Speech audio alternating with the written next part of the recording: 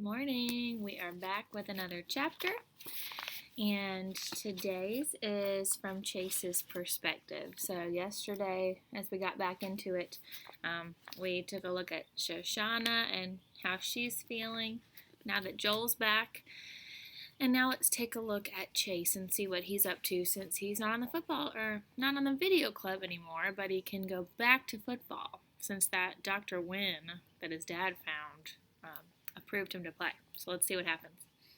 Chapter 23, Chase Ambrose. At football practice, when everybody else is laboring under a ton of equipment and you're breezing through the drills in shorts and a t-shirt, you're not the most popular guy on the field. All around me, the gridiron resounds with crunching tackles, oofs, and grunts of pain, but I'm immune to that. No contact for the first week of my comeback. Middle school rules. My teammates managed to see that I suffered just the same. Around the Gatorade bucket, no drink in my hand makes it as far as my mouth. It's pretty clear the other players have determined that I'm not going to get so much as a sip, as long as my special treatment holds up. Every time I've got a full cup, someone manages to jostle my elbow until the contents spill down my leg and into my cleats. It's been going on for 3 days now. I'm borderline dehydrated, and when I walk, my wet pants create squishing noises. "Hey, Pink!" Coach Davenport yells, referring to the fruit punch color of my lower body.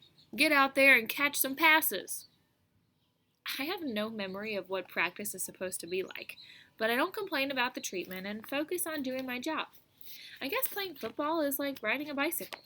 You never really forget how.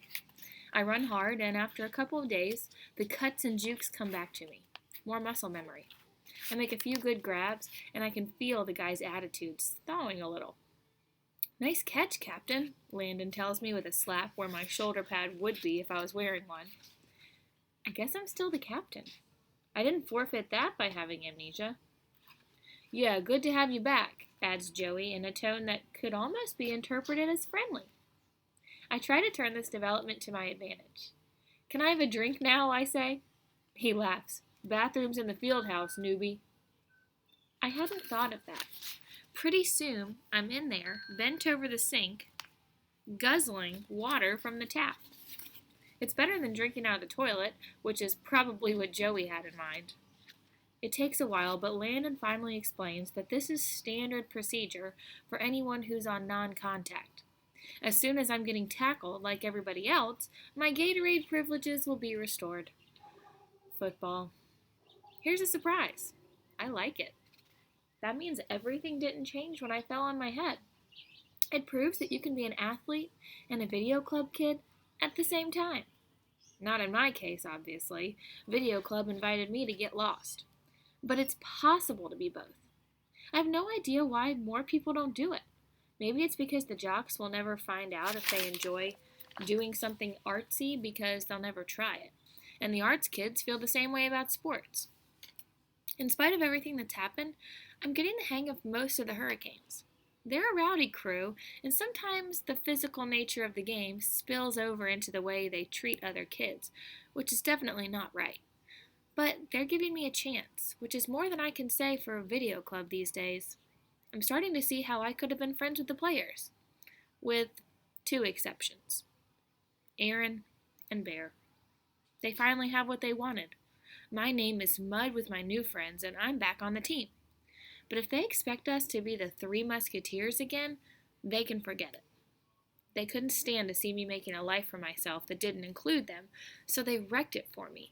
And in the process, they managed to retarget poor Joel, who hasn't even been home for 2 weeks yet. And that's not including the way they treat the residents of Portland Street. But the last straw was when they cornered me, so I had no choice but to lie to Dr. Fitzwallace to protect the 3 of us. Aaron's always lecturing me about friendship. He doesn't know the meaning of the word. I don't talk to them. I don't stretch next to them. In the locker room, I sit so far away from them that I'm practically out in the hall.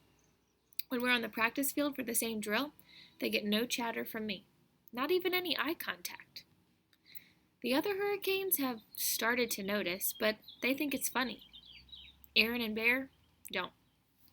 And how much do I care about hurting their delicate feelings? Well, you could fit that inside the nucleus of a carbon atom. On Friday, Coach Davenport runs us through a quick workout. The Hurricanes have a night game tomorrow, and he wants everybody fresh but sharp. Since I won't be playing, he keeps me out on the field while the others, clatter into the locker room. 10 laps, Pink, he calls. No dog in it. The others are laughing at me and calling out mock encouragement, their revenge for my week of no pads. To show off, I kick into high gear and sprint down the sideline. One thing that's come out of this first week of practice, I've gotten really fast. None of my teammates are very impressed because apparently I was always this fast. But it's news to me, and these days I need something to make me feel good about myself. When the tackle comes, it's a complete shock. 1 second I'm running free, and the next a big body hits me just below the knees, knocking my legs out from under me and sending me hurtling forward. I must somersault because I see a quick panorama of the sky and the grass. The earth comes up to clobber me. I think I eat some of it. Gasping, I roll over. A helmeted figure is blocking out the sun. Number 57. Bear. Aaron stands beside him, applauding. How's that for non-contact? Bear spits. I don't answer. I can't. The wind is totally knocked out of me. I just lie there, wheezing. Oops, he goes on, fake apologetic. I think that might have been contact. It's so confusing with you lately, Ambrose. You're a friend, you're an enemy, you're a teammate, you're a video dork, you've got amnesia. He grabs me by the fabric of my t-shirt and hauls me to my feet. Or maybe you remember more than you let on. I've got no pads on, I choke, finding breath at last. You want to kill me? It could happen, you know, and you'd get more than community service for that. We had to get your attention, man, Aaron informs me solemnly. You barely said a word to us all week. Don't worry, we won't harm a hair on your little head, Bear adds, not until we get square. Get square? I don't know if I've ever been so mad. Aren't we square yet? I say. All my friends hate my guts because they think I set up what happened in the band room. Aaron grins. It wasn't too hard to convince them either. I guess we're not the only ones who figured out that the new Chase is a phony. What are you talking about? I sputter. You never had any amnesia, Bear accuses harshly. You faked the whole thing. Are you crazy? I demand. What's so fantastic about forgetting your whole life that anybody would fake it? I didn't even know my own mother. Well, for one thing, Bear returns readily, you can act like you have no clue what you owe us. I owe you nothing, I seethe. The fact that I used to be friends with you guys makes me sick. If you think you can push me around the way you do everybody else, think again. There's still enough of the old Chase left to take you on. You're lucky I don't go straight to the cops and rat you out for swiping Mr. Solway's medal, I yell. They stare at me in surprise. I can feel the advantage shifting to me, so I don't let up. Yeah, geniuses, I figured that out by watching you prowling the halls of Portland Street, taking advantage of the people you're supposed to be helping. Give me credit for having the brains to see who's sleazy enough to steal from a war hero who's too frail to look after his own stuff. Bear is still staring, but slow understanding is dawning on Aaron. You really do have amnesia, he tells me. Yeah, so, I say. So? You don't remember? We didn't jack that medal. You did. Rage floods through me, and I rear back my fist to take a swing at him. Before I can act, though, the memory flashes in my brain. The triangular case on the dresser, flipped open to reveal the gleaming 5-pointed Medal of Honor at the end of its blue spangled ribbon. A hand reaches down for it. My hand. I'm totally appalled, yet it makes perfect sense. Aaron and Bear are the worst people I know, but they weren't always a twosome. They had a ringleader. Chase Ambrose. And in those days, if they were low, he was lower. Even before the memory returned, I should have known I did it. Bear's words break into my horrified thoughts. That's right, Boy Scout. This one's on you. You didn't even wait till the old Dumbledore was out of the room. As soon as his back was turned, you snatched it and tossed the case in the closet. It's worth big money, and you owe us our share. 3-way split, that was our deal, Aaron confirms. If we were sentenced to the Greybeard Motel, at least we were going to get something out of it. I don't have it, I stammer. Bear's brow darkens. Don't lie, man. I saw you jam it in your pocket and walk out of the building. No, I all but whisper. I mean, I might have it, but I don't know what I did with it. And if I do find it, it's going back to Mr. Solway. Maybe I used to be a crook, but I'm not one anymore. Aaron steps forward. Fine, you're better than us now. You're a saint.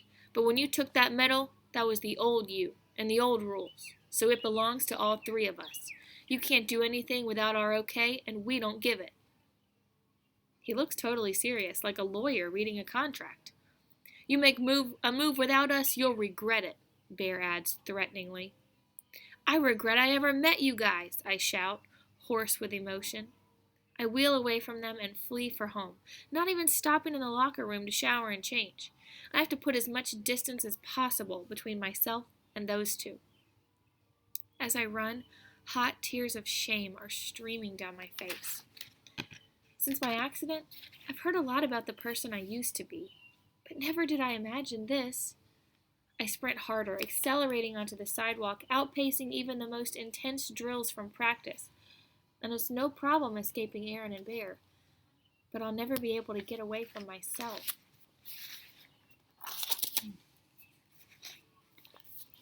So now we found out what happened to the medal, but Chase doesn't know where it is.